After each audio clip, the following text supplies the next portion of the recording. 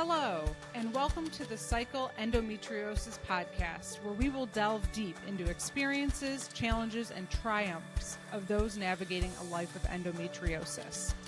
Join us as we share the stories of resilience, offer insights from experts, and foster a community of support for those affected by this often misunderstood condition.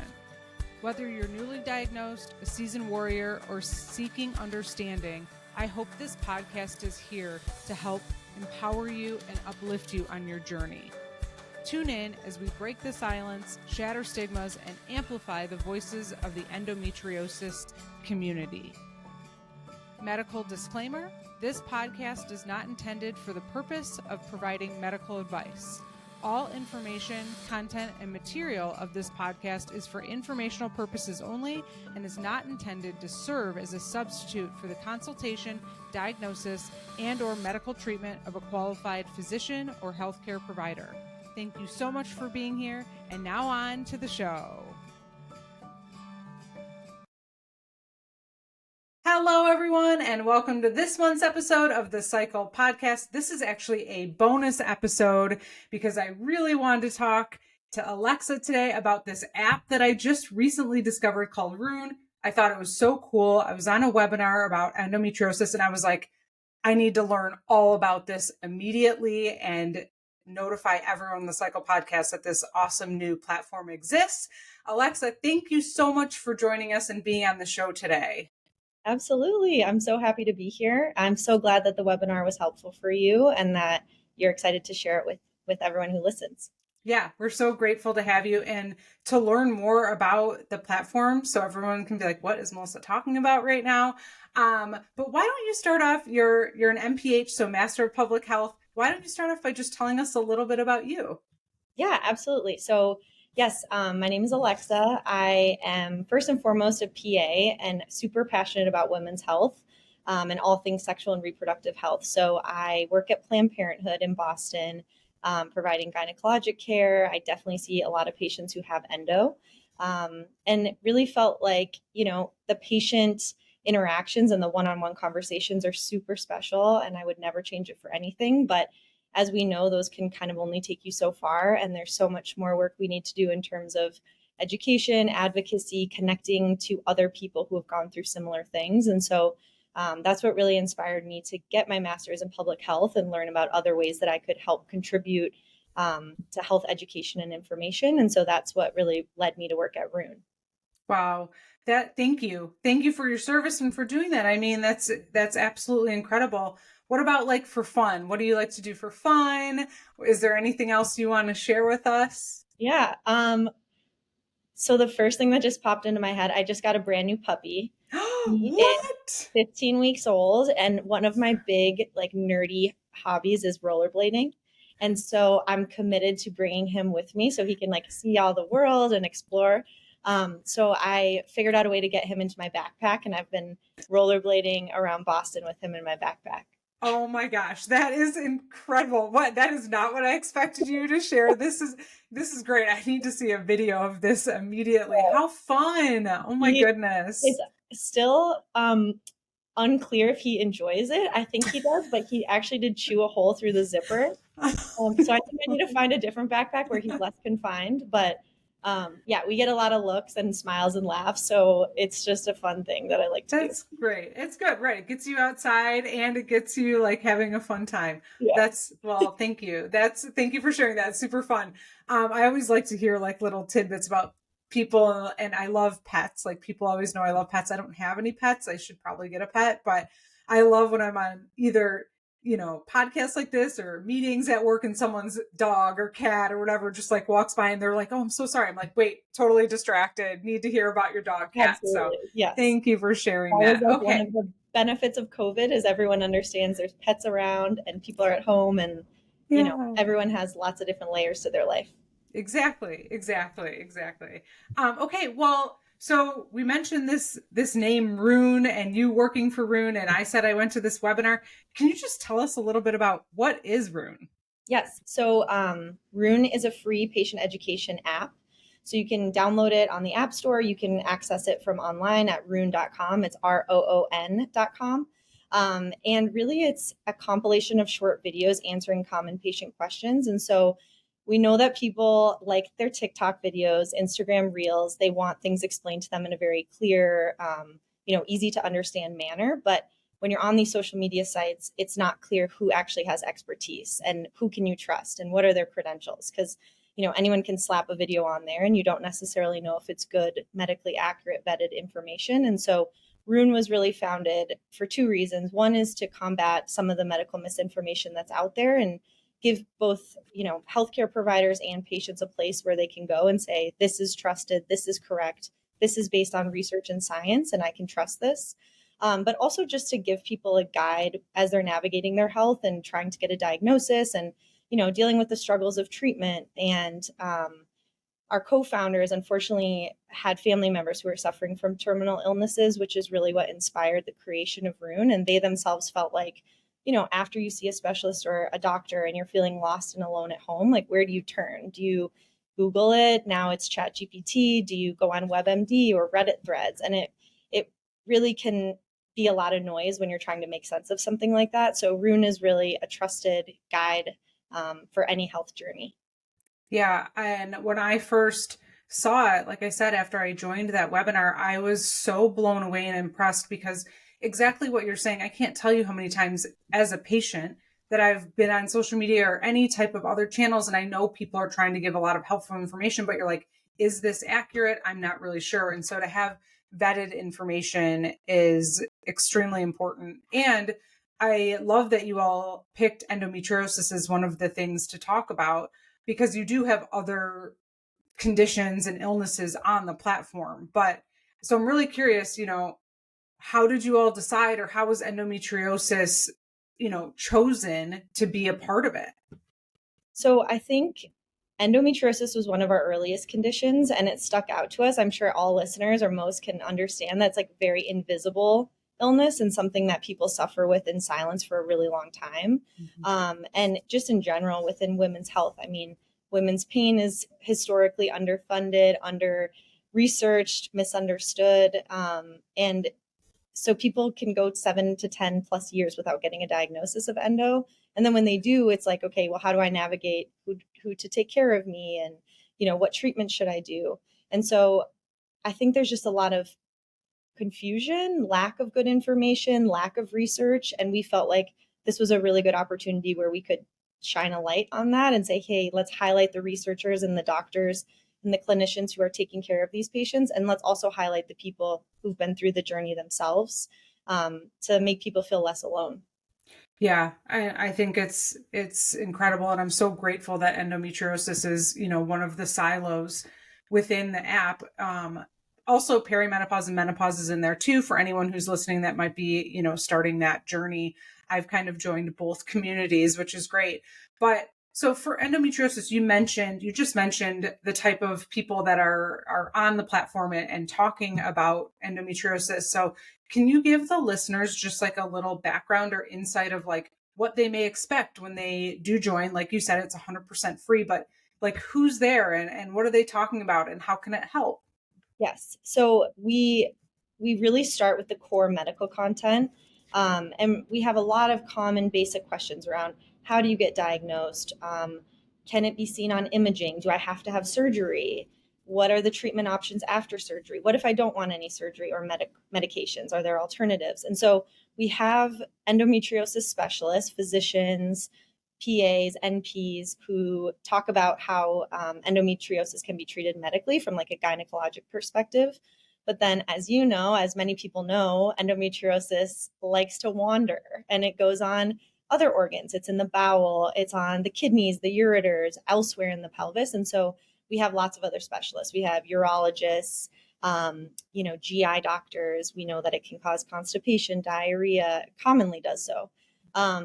Dietitians, like what should I eat if I have endometriosis or what should I potentially avoid? Genetic counselors talking about, what's the latest research? Are there genetic links? Because my mom had really painful, heavy periods. She never got a diagnosis, but maybe she had it too. And with more knowledge, now our diagnostics are a little bit better. So we like to have a variety. And then something I think that makes us really special is we really value the lived experience expertise like you, Melissa. And actually, for any listeners out there, she just recorded some videos for us this week. And it's just so special. It's like such a vulnerable thing to share the most difficult time of your life, but it also makes people feel less alone and makes people feel like there is hope at the end, that things can get better, and that connecting to others who've been through similar journeys makes it bearable. It doesn't necessarily make it good. It doesn't totally cure anything, but I think anyone who's navigated a health condition or struggled with their health knows that, hearing from someone who's been through it is super helpful. So we have a mix of, people with degrees and that sort of professional expertise, but then we also have people who's your everyday person who's just been through it themselves. Which I honestly absolutely loved. When I got on there, I was like, this is so important because, part of the podcast, we talk to a lot of patients, and patient stories I think are so important, and they help so many people because the disease affects people so differently.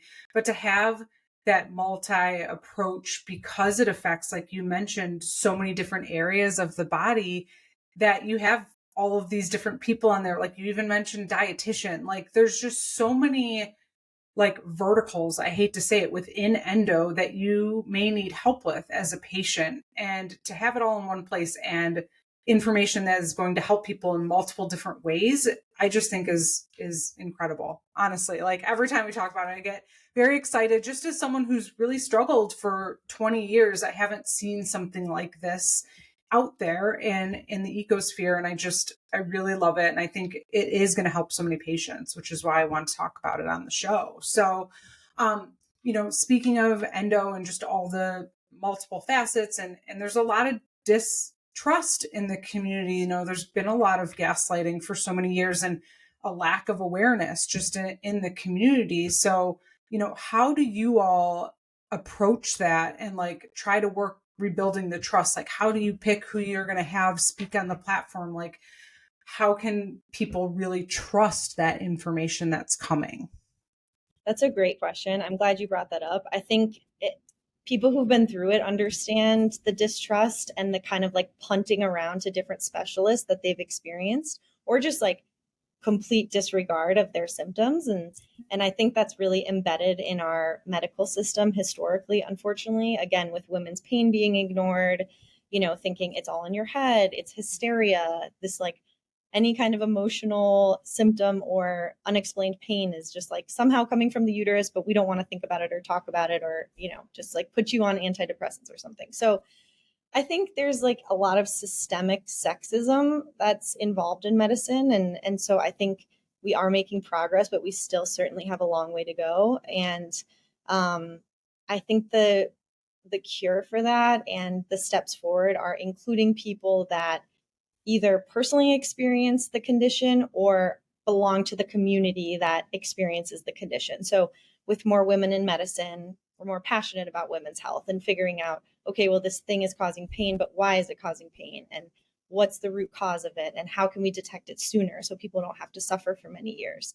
And so we're being really mindful about who we choose in terms of like, for example, we have a Dr. Jessica Opoku-Anani. She's amazing. She's a minimally invasive gynecologic surgeon, and she's really committed to setting up comprehensive endometriosis centers all over the country at major institutions. And so people like that have shown us they're committed to this cause. And she herself, you mentioned our webinar from last month, and she was a panelist on our webinar.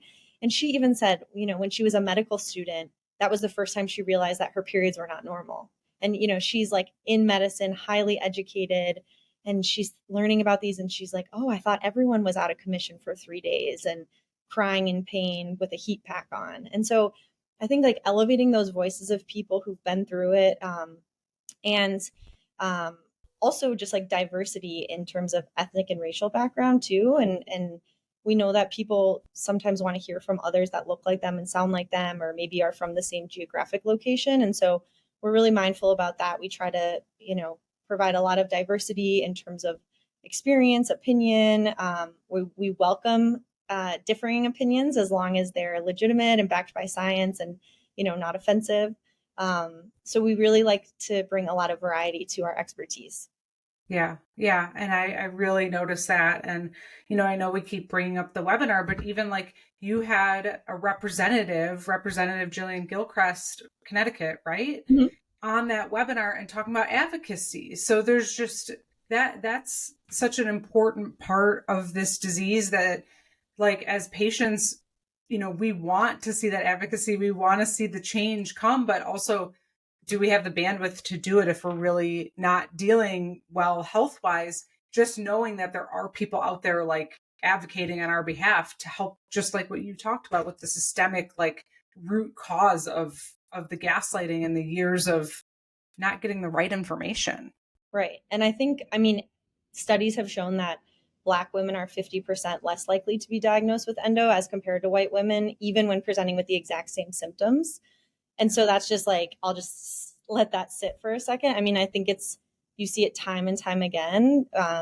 People get brushed off because of the way they look and the way they sound. And I think like with better diversity of people taking care of those patients and being represented on platforms like Roon, the care will just be better. And then, like you mentioned, the advocacy from our representatives. Also, Shannon Cohn was on the webinar. She's a filmmaker. Below the Belt is an amazing documentary, and like, I think we talked about, Melissa, you're exhausted, you're in pain. You don't want to have to explain it to every single person in your life, but like having those resources, like a film or a study or a clip from Roon to show someone in your life, this is what it's like, I think can speak volumes. I agree with you. And I talk about this actually often to patients because they do feel like sometimes friends and family don't understand. And I'm not even trying to like promote the podcast, but I'm like, have them listen to somebody else's story, because hearing it from a third party or someone else, or even going on Roon and just hearing some clips from patients, literally can make a world of difference. And I tell this story too, but I did have a very, very good friend who came and watched Below the Belt and felt very badly after for not taking my pain seriously. And it sometimes, and it doesn't make it okay, but sometimes it is better understood by loved ones or people in your life if they're hearing it from a podcast, a documentary, or something like that, because it may be articulated a little bit differently than as a patient. I know for myself specifically, I feel guilty sometimes, so I'm not really speaking up about maybe how severe the pain is in a moment or how bad I'm really feeling. And so I think hearing it from a different person is very, very helpful. And you have a lot of those people on the platform. So, with that being said, can you tell us a little bit about like people you've had on the platform and anything that has like surprised, maybe not even surprised you, but that you've learned in this process, like about endometriosis, or just been like, wow, this person just shed light on this thing that is going to help so many people. Yeah. I have been surprised by many things. Like I said, I take care of patients for a lot of gynecologic reasons. Some have endo, some probably don't know they have endo yet. So I'm just learning a lot about the variety of symptoms that people experience and how difficult it is to make connections between those things, and how you really need the education and the expertise to get to that diagnosis sooner. And so we have a lot of people who have endo on our platform, including you. And so one that sticks out is Mick Zazon. She was also on our webinar. She's a huge advocate for talking about, the physical symptoms of endo, also the emotional symptoms of endo, and how the isolation can be crippling, because I think you can see someone on a Friday and be having a great time and having some drinks and living your life and being like a beautiful young 20 something year old person. And then Saturday morning, you could be canceling plans because it's too much and you overdid it, or not that you did anything wrong. You were living your life, but like maybe that was just too much for your body in that moment. And so I think like the dismissal of the symptoms and the expectation that if you're sick, you need to look sick all the time for it to be taken seriously has been the most upsetting thing that I've learned and realized. Um, And so I really empathize with people with endo because you want to live a vibrant, full life and you want to be as positive and happy as you can, but you're also battling this silent illness. And so I think it's just a message for everyone that, like, regardless of if it's endo or some other health condition, or you have no idea what it is, people are all dealing with their own silent struggles that you have no idea about, and being more kind. And if somebody has to cancel and says, I'm so sorry, something came up, like, let them have that day and do not hold it over their head or hold it against them, because if it hasn't happened to you yet, unfortunately, at some point in your life, it will. And so I think just like having a little more empathy and understanding would help us all. I so beautifully said. I mean, that is exactly it. There's silent struggles going on behind closed doors all the time. And regardless of endo or not, we have to like meet people where they are. Yeah. And so, we've talked about some of the people that are on, but we've talked a little about the people with lived experience. And yes, I've just had the pleasure of being one of the people who's going to be lived experience with endometriosis on the platform. And I feel just so overwhelmed and grateful for the opportunity. But why did, I love that you did that, by the way, that it was, yes, there's medical experts and dietitians and people can talk about all of these like scientific things, but why was it important for Roon to also have lived experience patients? I think it really stems back to why we were founded. So again, our co-founders had family members who had illnesses. And so they were the lived experience people, they were the caregivers, and their family members were the people who were going through it. And they saw, like, okay, you get a diagnosis, you talk about all the medical things. Is it, what do I do for symptom management? How do I treat this? And then how do I live with it after that? But it's like, there's so many other places of life that a diagnosis touches. Like, how do I navigate health insurance? How do I talk to my family about it? Are there resources available in my community to help me? What assistive devices, if any, do I need in the home? Like, do I need a cane or a walker? And does insurance cover that? Like, you don't even know where to start, I think. And that's the one thing among many that I think our people who've been through it have been so helpful in sharing, is these like little life hacks, tips and tricks. Like, what would you put in your endo emergency kit? What do you travel with? Do you have like one-liners that you share with people when they don't understand? Or like, what are ways to set up boundaries with people who might not understand your diagnosis? So I think, again, like, the medical people are so important. The specialists are important. If you need excision surgery, if you need medications prescribed. But I think anyone who's been through a tough medical struggle knows that hearing from someone who's been through it is priceless. Like, that's what gives you hope and makes you feel like you're not alone, and that what's happening to you, although it's really painful and upsetting, it's normal for someone else too. And so you have someone to connect with. And I think, like, we've had people who've watched some of these videos of our folks with lived experience and connected with them outside of the app, like many of our people with lived experience are big advocates, whether, they run foundations, nonprofits, they have resources, or they're just people who post videos of their day-to-day life. And so people are connecting on social media and, starting support groups and things like that. And so it's been really beautiful to see that. Yeah, absolutely. I think it's such a great idea to have people, like you said, who have lived the experience, and there's everyone has these like different little tips and tricks and nuggets. I've picked up so many great nuggets just even on this podcast. And, you were talking about symptoms, and one of the most surprising symptoms that I did not know about, that I learned about, was on this show, and was lung collapse, that your lung can collapse from having endometriosis. And kidney, you can have some people have had kidney failure. And I had no idea until I started talking to some patients. And so talking to patients and hearing from them makes such a big difference, because some of those things may be very rare, but it is good to know if you're having a symptom in that area that is possible. Yeah. And I think it's, we really hope to be an extra resource for people in addition to talking to their healthcare providers. Of course, there's like nothing that replaces that conversation that you have one-on-one with someone you trust.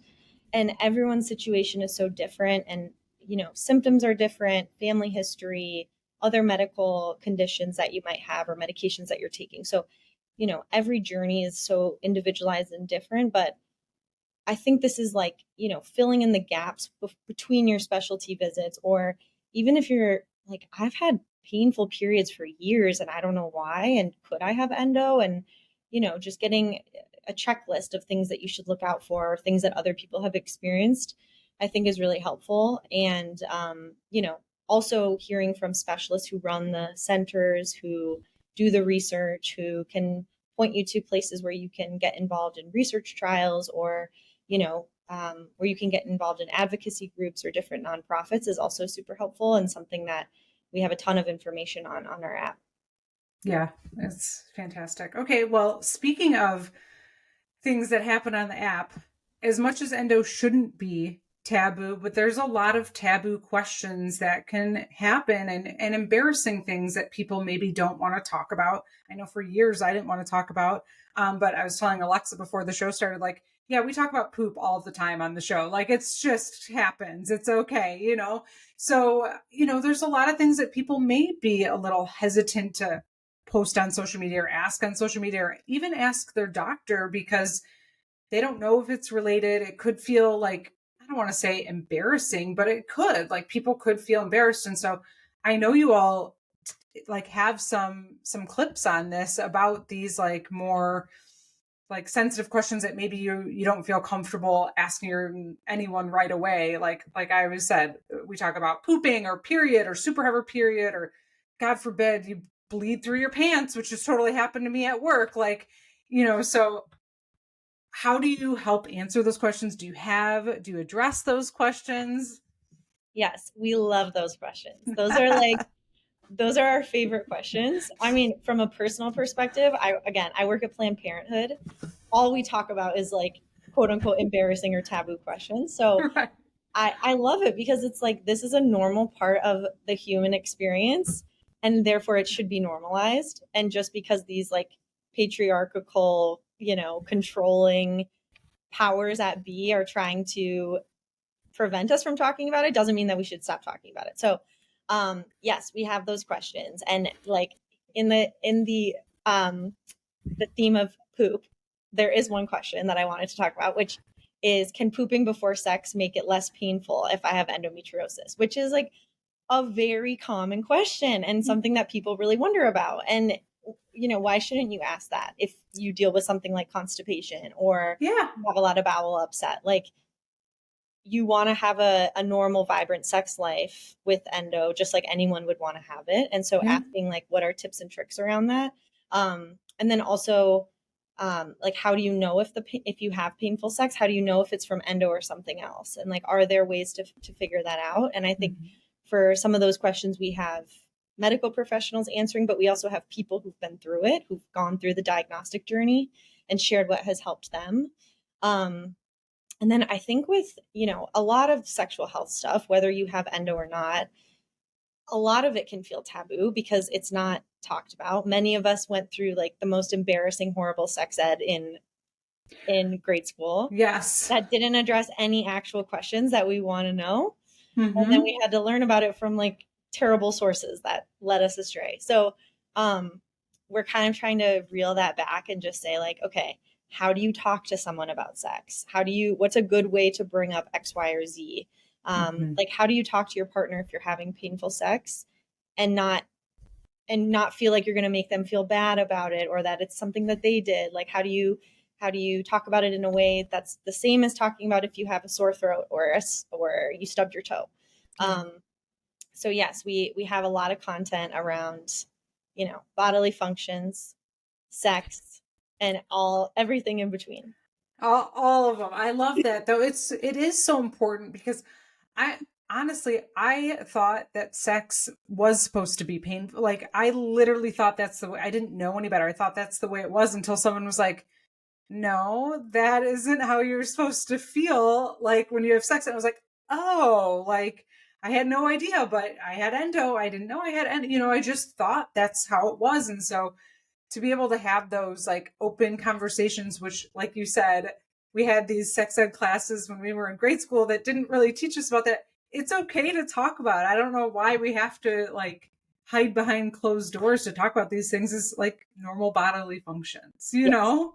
absolutely. So I'm so grateful that you have those things on there, because it also may be a place where people feel more comfortable, like watching that type of information. Or, I don't know that I see that much of it being addressed on social media either. And you don't know, like we talked about, if it's medically accurate too. So I feel like it's good. I'm so happy you have those questions on there. Well, Yeah. good. Are there any other like questions or things that are on the app that we haven't really like talked about, or that you think might be helpful for the listening audience to know? I mean, you pretty much cover like the whole gamut of endo, like A to Z, essentially. I think something that is a big struggle for people is also how to talk to medical professionals in a way that feels like you're on the same level. Like you don't feel like, oh, Mm-hmm. they're in control, they get to decide, they have all the power, and I just have to do what they say. And I think that's hard, especially if many people in this community have been dismissed, minimized, kicked out of practices, like fired from medical practices, which is crazy. Mm-hmm. And so I think trying to have the courage to then continue to advocate for yourself and say, no, what Mm-hmm. I'm feeling is not normal. I'm suffering, and here are all the reasons why. It's exhausting having to Yeah. bring your symptoms from provider to provider. So, one of our questions is around, how can I prevent like medical gaslighting, or what do I do? What are strategies I can do to communicate what I need without being gaslit, which is tricky because, of course, the onus should never fall on you as someone who's going through something stressful and painful to have to Yeah. advocate for yourself. We should be doing a better job as a medical community to anticipate your questions and not make you feel bad. But just like in any profession, in any situation, there are those unfortunate people that are going to make you feel bad or not heard about something. And so I think, some of these questions and answers are really helpful because it can guide you in creating a list of things that you should bring up, or points that you should make, or even studies to cite sometimes are really helpful. And then also, we have recommendations for providers that you can see who are familiar with endo and comfortable treating it and won't make you feel that way. And so I think this community aspect and hearing from other people who've been through it can be helpful in that way too. Yeah. 100%. Hands down. It's such an impactful thing to have. Really appreciate you guys doing this. Like, I get so excited just the more I hear about it. And yeah, I unfortunately, like you said, we shouldn't have to advocate for ourselves as patients, but we're still not to the place where we, with some professionals, can do that. Like, it is unfortunate, but you do have to be able to, like, I don't want to say fight back, but be assertive and assert yourself. And look, it still happens to me. It happened to me recently just with my normal OBGYN. And I remember seeing a GI doctor and he was like, you can't get endometriosis on your bowel. And I was like, bye. Like this, like literally was telling me that I was wrong as someone who's lived with it on their bowel. I was like, okay. And then at that point, it's like, I will try to educate you, but also you may not be the best fit for me as a professional. And sometimes I even recommend to patients, if there's a book you really like about endometriosis and you want to spend the money, mail that doctor a book and be like, educate yourself, or email them like a white paper, because how else are we going to get these people to listen? Like they just, some of them are set in their ways, and it's unfortunate. So it's great that you have tips and tools for people to use when they're talking to their medical professionals. Okay, good. Okay. So we have all of this great information. What's happening next? Like what's the next steps for you all? I mean, you have a lot going on and this is really great. So what's coming up on the horizon? Yeah, so we are always updating our existing conditions. So, of course, we have lots of content on endometriosis, and I am the medical content lead. So, I'm helping to curate this content, figure out where have there been updates in the research, guidelines, et cetera, and getting our experts to re-record videos on that so that we can make sure this is up to date. We're always looking for more people to share their story. So, if anyone out there is listening and interested, we would love to hear from you. As many voices as we can bring on the platform, we're happy to. And then in other conditions, so endo was one of our early conditions, but of course, there's so much else in gynecology. So, we have content on PCOS, yeast infections, sexually transmitted infections, fibroids, pelvic organ prolapse, and then more common topics like contraception, and just how do I choose a contraceptive method? What if I have, certain medical history? Can I be on hormones? Or what can I do to make IUD insertion less painful? And what are my options for things like that? And all the big medical news that just came out around that too. Yes, and the guidelines are changing because it's like, oh, Mm-hmm. maybe it isn't nice or humane to ignore women's pain and just say, take an ibuprofen. It's like the ultimate facepalm moment. Yeah. So yeah, there are so many options out there. And like, if you don't know your options, you're not going to ask. And if someone isn't a provider who's open and willing to tell you about your options, you'll never know. And then you get these horror stories of people having painful procedures. So we're really trying to spread awareness on that. So you can find all of that content already on the app, continuously updating it. And then we're also working on our pregnancy section. So, what to expect during pregnancy, what's normal, what are different things you can ask for. And then, if something happens or goes wrong in pregnancy, what do you do? And then also thinking about some of the cancers that primarily affect women. So we're working on our breast cancer content now as well. So those should be ready in the next 2 months to be on our platform.